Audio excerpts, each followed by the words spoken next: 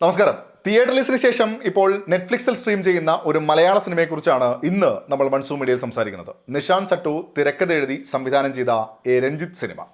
ആസിഫ് അലി, സൈജു കുറുപ്പ്, നമിത പ്രമോദ്, ആൻസൺ പോൾ, ഹരിശ്രീ അശോകൻ, ജുവൽ മേരി തുടങ്ങിയവരൊക്കെയാണ് ചിത്രത്തിൽ പ്രധാന വേഷങ്ങൾ എത്തിയിരിക്കുന്നത്. ഈ വർഷം മഹേഷും മാരുതിയും 2018 കാസർഗോൾഡ്, ഒറ്റ, എ രഞ്ജിത്ത് സിനിമ എന്നിവയാണ് ആസിഫ് അലി പ്രധാന വേഷത്തിലെത്തിയ ചിത്രങ്ങൾ. ഇതിൽ 2018 മൾട്ടി സ്റ്റാർ ചിത്രമായിരുന്നു, ഇൻഡസ്ട്രി ഹിറ്റുമായിട്ട് മാറി. പക്ഷേ മറ്റ് ചിത്രങ്ങൾക്കൊന്നും തന്നെ ബോക്സ് ഓഫീസിൽ കാര്യമായ ചലനമുണ്ടാക്കാൻ സാധിച്ചിട്ടില്ല. എ രഞ്ജിത്ത് സിനിമ എത്തുമ്പോഴേക്കും കോർ ഐഡിയക്ക് അപ്പുറത്തേക്ക് എവിടെയും വികസിച്ചിട്ടില്ല എന്നാണ് എനിക്ക് തോന്നിയത്.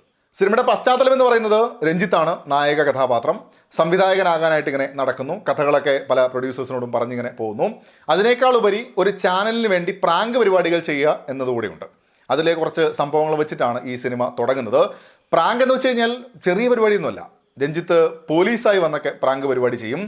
പിന്നെ പ്രാങ്ക് അല്ലേ, അതിൻ്റെ വഴിക്ക് പോകട്ടെ എന്ന് കരുതി മുന്നോട്ട് പോയാലും അവസാനം സിനിമ കണ്ടവർക്ക് തന്നെയുള്ള പ്രാങ്കാണോ എ രഞ്ജിത്ത് സിനിമ എന്നൊരു ചോദ്യം മനസ്സിൽ വന്നാലും തെറ്റില്ല. ചുരുക്കി പറഞ്ഞാൽ കാണുന്നവരെയും പ്രാങ്കാക്കുന്ന ഒരു സൈക്കോളജിക്കൽ ത്രില്ലർ. പ്രകടനത്തിലേക്ക് വന്നാൽ ഞാനിങ്ങനെ ആലോചിക്കുകയായിരുന്നു, കൊള്ളാമെന്ന് തോന്നിയ ഒരു സീനെങ്കിലും ഉണ്ടോ എന്നുള്ള കാര്യം. ചിലപ്പോൾ വീണ്ടും കണ്ടാൽ പോസിറ്റീവായി തോന്നിയ പ്രകടനങ്ങൾ ഉണ്ടാകുമായിരിക്കും. ഒറ്റ കാഴ്ചയിൽ എനിക്ക് അങ്ങനെ ഒന്നും തന്നെ ഈ സിനിമയിൽ ഫീൽ ചെയ്തിട്ടില്ല. ആസിഫ് അലി ചിരിയും നോട്ടവും മുതൽ അങ്ങോട്ട് മുൻപ് പലപ്പോഴായി കണ്ട ആസിഫ് അലിയെ വീണ്ടും കാണാം. രഞ്ജിത്തിൻ്റെ ടെൻഷൻ മൊമെന്റ്സ് ഒന്നും തന്നെ കൺവിൻസിംഗ് ആയി സിനിമയിൽ എവിടെയും അനുഭവപ്പെട്ടിട്ടില്ല.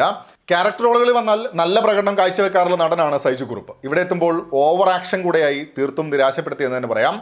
ഒന്നാമത്, ചിത്രത്തിലെ ഒരു കഥാപാത്രവും കൃത്യമായി ഡെവലപ്പ് ചെയ്തു എന്ന് തോന്നിയിട്ടില്ല. അവിടെ പ്രകടനം കൊണ്ട് ഒരു ഇമ്പാക്റ്റ് ഉണ്ടാക്കാൻ അഭിനേതാക്കൾക്ക് സാധിക്കുന്നുമില്ല.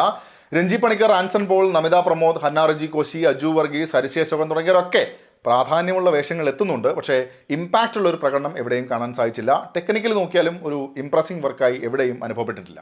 ടൈറ്റിൽ പറയുന്ന പോലെ സിനിമയ്ക്കുള്ളിലെ സിനിമ കൂടെയാണ് എ രഞ്ജിത്ത് സിനിമ. തൻ്റെ ലൈഫിൽ നടക്കുന്ന കാര്യങ്ങൾ വെച്ച് ഒരു കഥ പറയുന്നതും പിന്നീട് ആ എഴുതിയത് തന്നെ സംഭവിക്കുന്നതുമായ അവസ്ഥയാകുമ്പോൾ ചിത്രത്തിൻ്റെ കോർ ഐഡിയ എന്നത് കൊള്ളാമെന്ന് തോന്നി. പക്ഷേ അതിലെ സാഹചര്യങ്ങൾ കൃത്യമായി ഡെവലപ്പ് ചെയ്യുന്നതിലോ പ്രകടനത്തിലോ കാര്യമായി ഒന്നും തന്നെ സമ്മാനിക്കാൻ ചിത്രത്തിന് സാധിക്കുന്നുമില്ല. ഒരു ബന്ധവുമില്ലാതെ വരുന്ന കുറേ സീനുകൾ. ആദ്യ ഭാഗത്തെ ക്യാമറ ഫുട്ടേജ് കാണുമ്പോൾ തന്നെ അവസാനം ഇങ്ങനെയൊക്കെ ആകാം വരുമെന്നതും ഊഹിച്ചെടുക്കാം. പിന്നെ സിനിമയ്ക്കകത്ത് തന്നെ ചില ഡയലോഗ്സ് ഉണ്ട്. ആകാശദൂതിന് ശേഷം ഇത്രയും കണ്ണ് നനയിപ്പിച്ചൊരു ചിത്രം ഉണ്ടാകില്ല എന്നൊക്കെ പറഞ്ഞിട്ട് ഡയലോഗ്സ് ഒക്കെ എഴുതുന്നൊരു പരിധിയില്ല എന്ന് മാത്രമാണ് മനസ്സിൽ തോന്നിയത്. 2023 ഇറങ്ങിയ സിനിമകൾ നോക്കിയാൽ തീർത്തും നിരാശപ്പെടുത്തിയ ചിത്രങ്ങളിൽ ഒന്നാണ് എ രഞ്ജിത്ത് സിനിമ.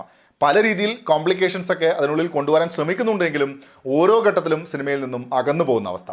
സിനിമ പരീക്ഷണമാണോ അല്ലയോ എന്ന് പറയാൻ ഞാൻ ആളല്ല, പക്ഷേ കാണുന്ന പ്രേക്ഷകന് അതൊരു പരീക്ഷണം തന്നെ ആകുന്നുണ്ട്. നിങ്ങളും സിനിമ കണ്ടിട്ടുണ്ടെങ്കിൽ അഭിപ്രായങ്ങൾ കമൻറ്റ് ബോക്സിൽ പങ്കുവെക്കുന്നു വരുന്നു. മറ്റൊരു സിനിമയുടെ വിശേഷങ്ങളുമായി നമുക്ക് വീണ്ടും കാണാം. അതുവരേക്കും ടേക്ക് കെയർ, ബൈ ബൈ.